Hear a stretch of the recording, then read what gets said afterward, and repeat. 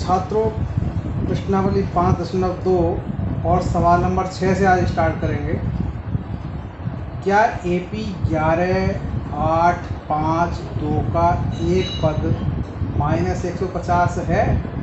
देखिए हम लिख रहे हैं यहाँ पर AP छठे सवाल में, और ये है 11, 8, 5, 2 का एक पद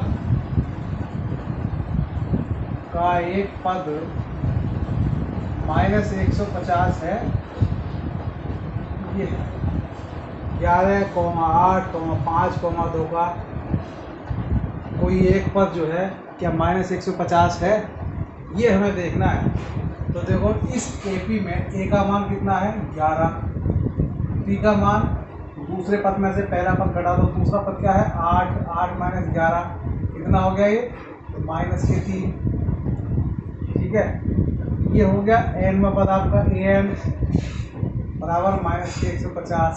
अब n में पद का फॉर्मूला क्या है, n में पद का फॉर्मूला है AN बराबर A plus n - 1 into D. AN का मान कितना है -150, A का मान कितना है 11 प्लस n - 1 इंटू डी का मान कितना है -3। अब इस 11 का पक्षांतर करेंगे तो इधर आकर के माइनस का हो जाएगा, तो 150 माइनस का और माइनस का 11 बराबर n - 1 गुणा -3। 150 और ये 11 मिलकर कितने हुए 161, क्योंकि एक से चिन्ह की संख्या हमेशा जुड़ेंगी, तो माइनस के 161 हो गए। ठीक है, और ये 3 गुणा में है n - 1 के गुणा में -3 है, तो ये बटे में आ जाएगा, क्योंकि माइनस की संख्या जब पक्षांतर होती है गुणा में अगर वो हो तो वो बटे में पहुंचती है। -3 बराबर n - 1, माइनस से माइनस कैंसिल हो गया। अब -1 का पक्षांतर करोगे तो 161/3 प्लस 1 बराबर है, इसे जोड़ दो, 3 कम 3, 161 में 3 जोड़े 164, 164/3 बराबर n। n जो है वो पदों की संख्या है, पदों की संख्या पूर्णांक में होती है, और वो भी धनात्मक पूर्णांक में होती है। ठीक है, ये 164/3 पूर्णांक नहीं है। ठीक है, लिहाजा जो -150 है वो इस AP का एक पद नहीं है, चूंकि 164/3 पूर्णांक नहीं है, इसलिए माइनस का 150 AP का एक पद नहीं है। ये हो गया इसका आंसर। अब आप अगले सवाल पर आए, 7वां सवाल। 7वां सवाल क्या कह रहा है, देखिए 7वां सवाल है उस AP का 31वां पद ज्ञात कीजिए जिसका 11वां पद 38 है। 11वां पद 38 है। अब 11वां पद 38 है, 11वें पद का फार्मूला क्या हुआ A + 10D, A + 10D बराबर 38। ये हो गया 11वें पद का फार्मूला, ये समीकरण नंबर आ गई है। आगे क्या कह रहा है, ये 11वां पद 38 है और 16वां पद 73 है। 16वां पद वो है 73, 16वां पद 73, इसका क्या मतलब हुआ, इसका मतलब हुआ A + 15D बराबर 73। समीकरण नंबर 2 आ गई। ठीक है, समीकरण 1 और 2 को ऊपर नीचे लिख लो भाई। A + 10D बराबर 38 और A + 15D बराबर 73, और विलोपन विधि से हल करेंगे तो घटाना पड़ेगा, घटाने पर, क्योंकि ये A को हम काटना चाहेंगे लेकिन दोनों A जो है प्लस के हैं, लिहाजा कटेंगे नहीं ऐसे, इसलिए इसको घटाने पर करेंगे तो चिन्ह बदल जाएगा। ये हो गया -का A, ये हो गया -15D, ये हो गया -73। ठीक है। अब ए से ए कैंसिल हो जाएगा। अब 15D में से 10D घटेंगे, 15D माइनस का है तो माइनस के 5D बचेंगे, और 73 में से 38 घटेंगे तो 35 बचेगा, आएगा माइनस का बचेगा। तो डी का मान आ गया माइनस के 35 बटे माइनस के 5, 5 सत्ते 35, माइनस का माइनस कैंसिल हो जाएगा, तो डी का मान आ जाएगा 7। अब डी का मान 7 आ गया। अब आपको ए का मान निकालना है, तो समीकरण नंबर 1 में इस मान को रख दो। समीकरण नंबर 1 क्या है, a प्लस 10d बराबर 38, और a प्लस 10d की जगह क्या आ जाएगा 7 बराबर 38, a प्लस 70 बराबर 38, ठीक है। और ये 70 का है प्लस का है, इधर पहुँचे का हो जाएगा माइनस का, ये बराबर हो गया 38 माइनस 70, तो बचेगा ये 32 माइनस का बचेगा, ठीक है। ए का मान माइनस का 32 आ गया। अब आपको क्या निकालना है, 31वां पद। तो कह रहा है कि 31वां पद ज्ञात करो, 31वां पद ज्ञात करना। अब 31वें पद का फार्मूला क्या है, वो है a प्लस 30d। ए के स्थान पे कितना आ जाएगा, माइनस का 32 प्लस 30, डी के स्थान पे कितना आ जाएगा 7, ये हो गया माइनस का 32 प्लस 210। 210 में से जब आप 32 घटाओगे तो कितना बचेगा, 178। 31 पद 178 है। अब आप अगले सवाल पे आओ भाई। अगला सवाल क्या कहता है, 8वां, एक एपी में 50 पद है। मिटा दे, जगह नहीं है।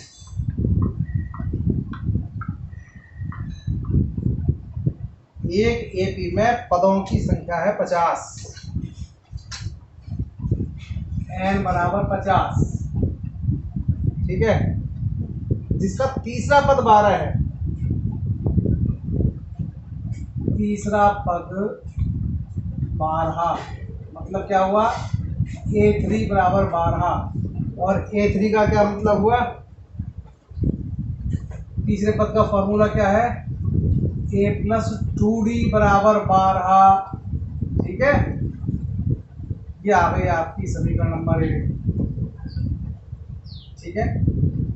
अब क्या कहा है इसने, अंतिम पद 106 है। कुल 50 तो पद ही है इसमें, तो अंतिम पद तो 50 हो गया। अंतिम पद बराबर 106। अंतिम पद 106 का क्या मतलब हुआ, यानी 50वां पद 106, a50 बराबर 106, इसका मतलब ये हो गया। 50वें पद का फॉर्मूला क्या हो गया, a प्लस 49d बराबर 106, ये समीकरण नंबर 2 हो गई। इन दोनों समीकरणों को अब हल करेंगे। a प्लस 2d बराबर 12 और a प्लस 49d बराबर 106, इन्हें घटाएंगे, विलोपन विधि से हल करेंगे। ये प्लस का है तो माइनस का हो जाएगा, 49d प्लस का है तो माइनस का हो जाएगा, 106 प्लस का है तो माइनस का हो जाएगा।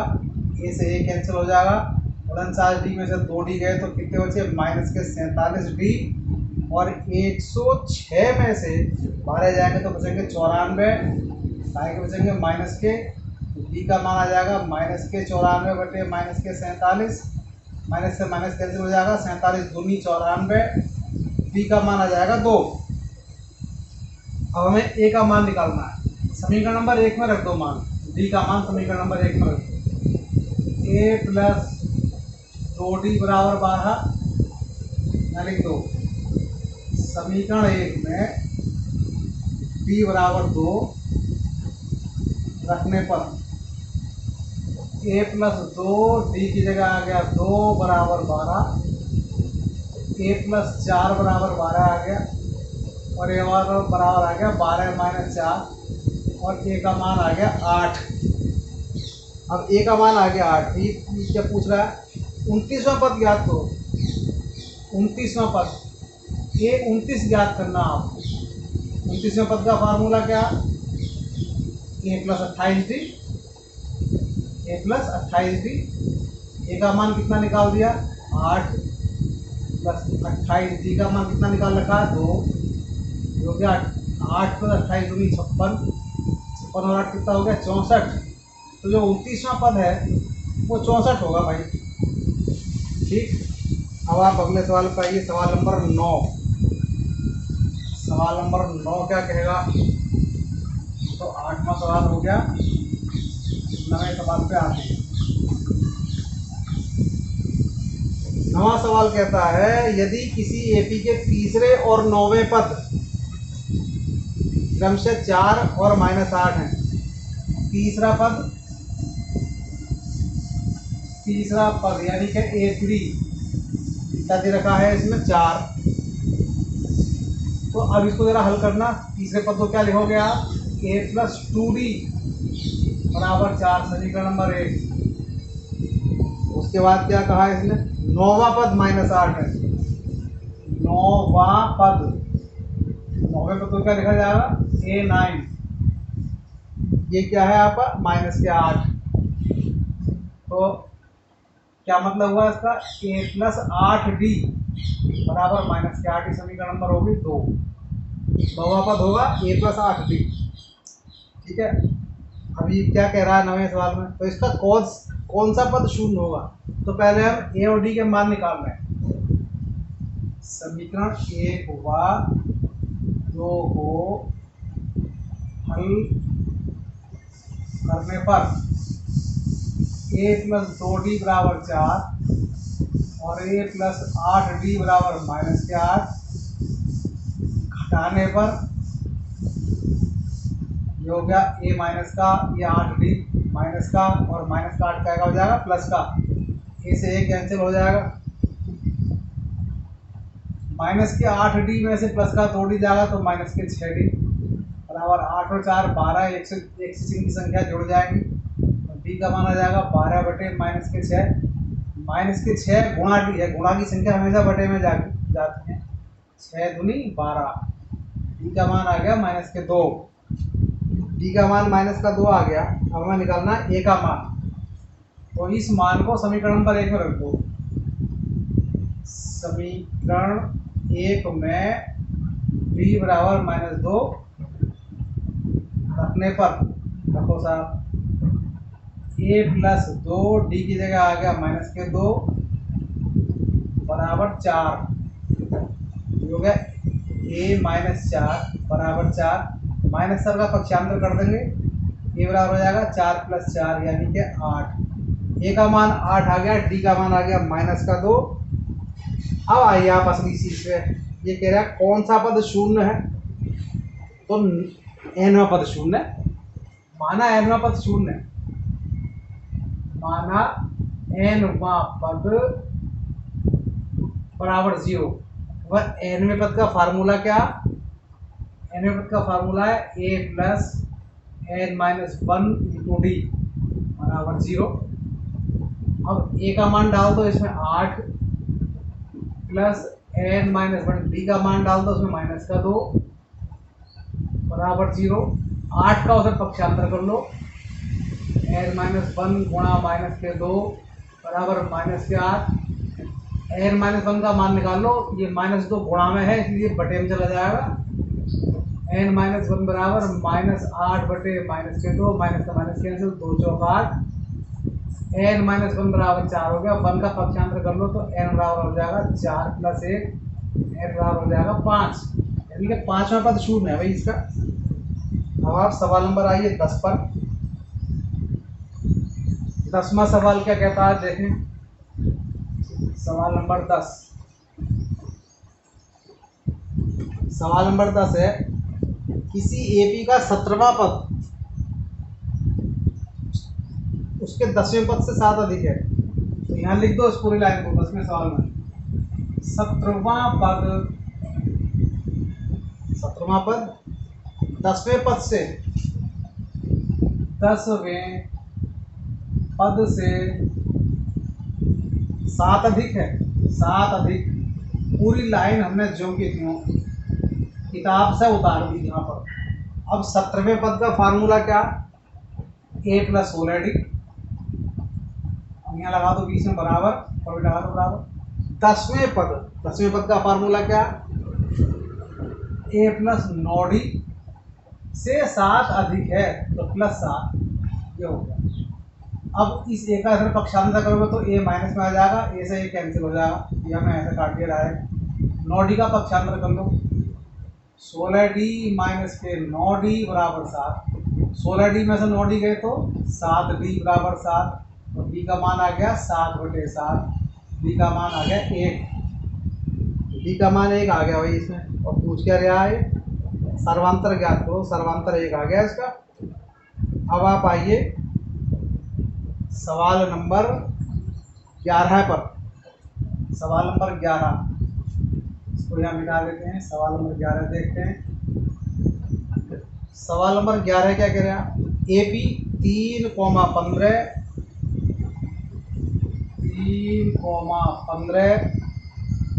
27 39, डॉट का कौन सा पद 54वें पद से 132 अधिक है, का कौन सा पद 54वें पद से उसके 54वें पद से कितना अधिक है, 132 अधिक है, 132 अधिक है। तो सबसे पहले तो भाई हम इसमें एक काम करें, इसमें हम मान देखें पहले। ए का मान कितना है, AP का A कितना है 3, D कितना है, दूसरे पद में से पहला पद घटा दो, 15 माइनस 3 बराबर 12, ठीक है। और अब आपको क्या करना है, ये हो गया। अब माना nवां पद, माना nवां पद उसके 54वें पद से 132 अधिक है। अब nवें पद का फार्मूला क्या, a plus n minus 1 into d. 54वें पद का फार्मूला क्या, a प्लस 53d। अधिक के लिए क्या लगाएंगे, प्लस। कितना प्लस है, कितना अधिक है, 132। a से a कैंसिल हो जाएगा, ठीक है। अभी यहाँ जरा मान डाल दो, यहाँ पर n माइनस 1, d का मान कितना है 12 बराबर 53, वहाँ d की जगह क्या आ जाएगा 12 प्लस 132, ठीक है। अब ये हो गया n माइनस 1 गुणा 12 बराबर 53 की 12 से गुणा करेंगे तो आ जाएगा 636 प्लस 132। n माइनस 1 गुणा 12 बराबर 636 में 132 जोड़ेंगे तो आ जाएगा 768। ये गुणा में है 12, बटे में चला जाएगा। n माइनस 1 बराबर 768/12, 12 से काटते हैं इसे तो 12 से काट देंगे, कितने बार कटेगा, 12 6 72, 12 से 48, 64 बार कट जाएगा। n माइनस 1 बराबर 64, 1 का पक्षांतर कर देंगे, n बराबर हो जाएगा 64 प्लस 1 बराबर 65। तो n का मान आ गया 65। ये आपका 11वां सवाल हुआ, कौन सा पद, यानी कि 65वां पद, ठीक है। अब अगले सवाल पे आइए। अगला सवाल है 12वां सवाल क्या कह रहा है, 12वें सवाल को देखते हैं। दो समांतर श्रेणियों का सर्वांतर समान है, ठीक है। यदि इसके 100वें पदों का अंतर 100 है तो उनके 1000वें पदों का अंतर क्या होगा। देखो भाई, बात यह है सर्वांतर समान है। माना पहली AP का प्रथम पद स्मॉल a, माना दूसरी AP का प्रथम पद, इसको हम कैपिटल A मान लेते हैं। वैसे तो मौखिक सवाल, 100वें पदों का अंतर 100 है तो 1000वें पदों का अंतर भी 100 होगा, क्योंकि सर्वांतर समान है। लेकिन इसे हमें करके दिखाना, और चूंकि सर्वांतर समान है, सर्वांतर समान है, इसलिए सर्वांतर बराबर डी माना, दोनों को सर्वांतर अपना डी माना। अब पहली श्रेणी का 100वां पद, पहली श्रेणी का 100वां पद बताओ क्या होगा? हो जाएगा a प्लस 99d, स्मॉल ए आएगा। दूसरी श्रेणी का 100वां पद ये हो जाएगा a प्लस 99d, क्योंकि d तो सबका समान है। इनका अंतर यानी कि ये जो 100वां पद है इसे A100 स्मॉल में ऐसे लिख दो शॉर्ट में, और ये कैपिटल A100 लिख दो। इनका अंतर क्या होगा? A100 माइनस A100 बराबर A प्लस 99d माइनस और A माइनस 99d। A से A कैंसिल हो गया, A100 माइनस A100, ठीक है। ओहो, ये ए से ये नहीं कैंसिल होगा, 99 से 99 कैंसिल हो जाएगा, तो ये रह जाएगा ए माइनस ए।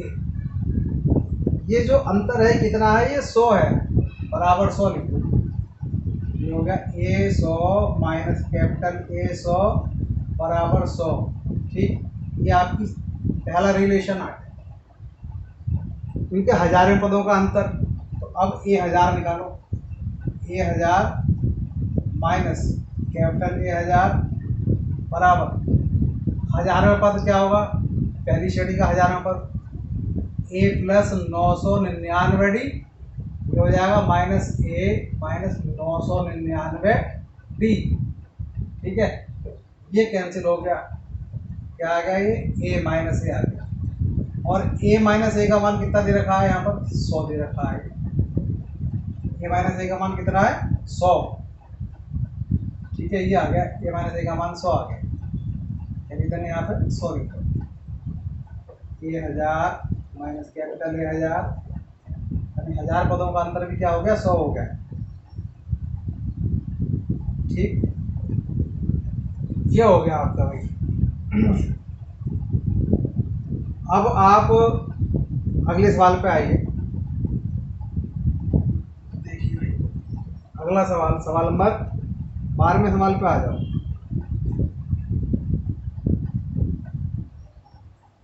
सवाल नंबर 12, सवाल नंबर 12 क्या कह रहे हैं आप? ये 12वां सवाल था जो अभी हमने किया। अब आएगा 13वां सवाल। 13वां सवाल क्या है? 3 अंकों की कितनी संख्याएं 7 से विभाज्य हैं? 13वां सवाल, 3 अंकों की कितनी संख्याएं 7 से विभाज्य हैं? अब 3 अंकों की जो संख्या है वो क्या क्या है हमारे पास? 100 है, 101 है, 102 है, dot dot dot dot dot, कहाँ तक है? 999 तक है। अब 7 से कौन कौन सी कट रही है? 7 से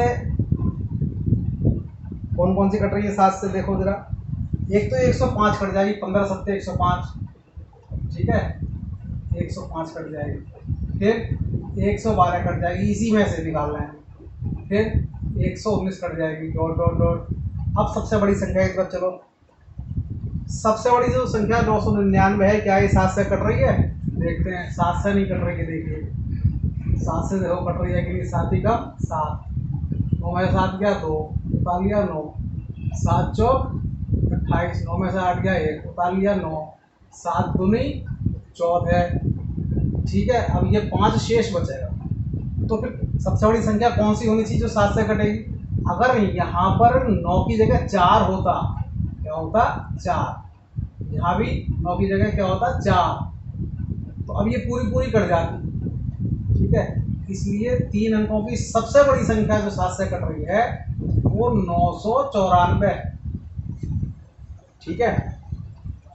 जो 3 अंकों की संख्या है वो 100, 101, 102, 103, 104, 105, 106 और कहाँ तक है 999 तक है। उनमें से 7 से कटने वाली संख्याएं कौन सी हैं? वो ये है 7 से कटने वाली संख्या है। 7 से कटने वाली 3 अंकों की संख्याएं वो ये है 105, 112, 119। तो उसमें ए का मान कितना है भाई? ए का मान है 105। डी का मान कितना है? जाहिर सी बात है 112 माइनस 105 कितना है? 7 ही आएगा। ये अंतिम पद ए एन है, कितना हो गया? 994 है ना। कितनी संख्या इसके बीच में, यानी एन का मान पूछ रहे हैं। तो ए एन बराबर a plus n minus 1 into D.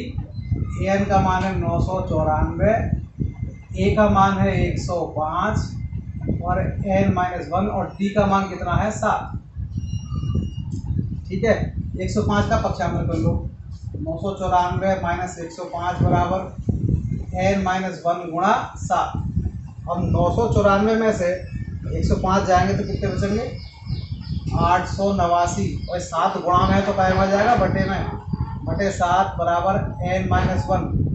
889 को 7 से काट दो तो ये 127 बार कटेगा। 7 एकम 7 और 7 दूनी 14 और 7 सत्ते 49, 127 बार कटेगा। 127 बराबर एन माइनस 1। एक का पक्षांतर कर लो तो एन बराबर आ जाएगा 127 प्लस 1 बराबर 128। तो 7 से कटने वाली जो है 3 अंकों की जो संख्याएं हैं वो कुल मिलाकर के 128 हैं। अब एक 14वां सवाल देख लो भाई। 14वां सवाल क्या कह रहा है? 14वां सवाल भी ऐसा ही है। 10 व 250 के बीच, 10 और 250 के बीच में 4 अंकों के कितने गुणज हैं? सवाल नंबर 14। 10 से लेकर के 250 के बीच में जो 4 से कटने वाली संख्या वो कौन कौन सी है? तो सबसे पहले तो 12 आ रही है, फिर 4 चौक 16 आ रही है, फिर 4 पंजे 20 आ रही है, फिर डॉट डॉट डॉट। ऐसे जब 250 की तरफ चलेंगे तो सबसे बड़ी संख्या जो 4 से कट रही है वो क्या होगी? ये भी ऐसे निकाल दो। 250 को 4 से भाग दो, 4 छंग 24, 5 में 4 गया 1, हो गए 10। ठीक है, अब 4 दूनी 8 और 2 बचेगा शेष, 2 दशमलव में आ जाएगा। इसका मतलब ये है कि अगर 250 की जगह 248 होता, ठीक है, तो देखो ये 4 से कट जा। सबसे बड़ी संख्या जो 4 से कट रही है वो जो है 10 से 250 के बीच में वो 248 है। अब ए का मान कितना हो गया? 12 आ गया। बी का मान कितना आ गया? 16 माइनस 12 बराबर 4 और ए एन का मान कितना है? 248। ठीक है, अब आप निकाल सकते हैं एन अपन। ए एन बराबर a plus n minus 1 into d. A n का मान क्या है? 248 बराबर ए का मान कितना है? 12 प्लस एन माइनस 1, डी का मान कितना है? 4। 248 में से 12 का पक्षांतर कर लो। 248 माइनस 12 बराबर एन माइनस 1 गुणा 4। 248 में से 12 गए, कितने बचे? 236। 4 गुणा में है तो बटे में आ जाएगा, बराबर एन माइनस 1। और 4 से इसको काट दिया, कितनी बार कट जाएगा ये? 4 पंजे 20 और 4 नम 36। एन माइनस 1 बराबर 59 बार कटेगा। 1 का पक्षांतर कर दो, एन बराबर 59 प्लस 1 बराबर हो जाएगा 60। 60 पद है भाई इसके बीच में। ठीक है,